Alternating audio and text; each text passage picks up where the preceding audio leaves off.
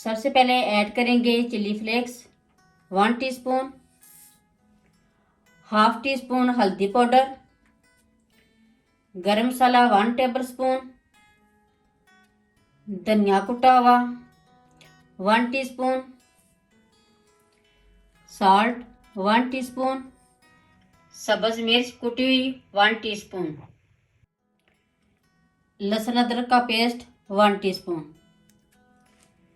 Lemon juice 1 table spoon, 1 अदद अंडा। इन सब मसाले को अच्छी तरह मिक्स कर लेंगे।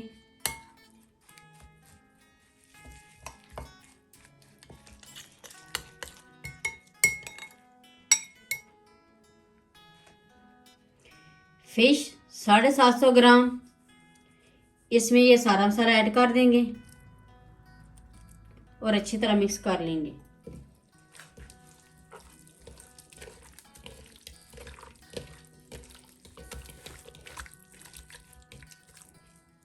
बेसन 75 ग्राम,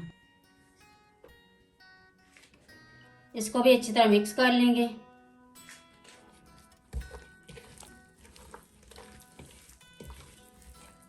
अब इसको 30 मिनट के लिए रख देंगे ताकि मसाला अच्छी तरह जज़ब हो जाए।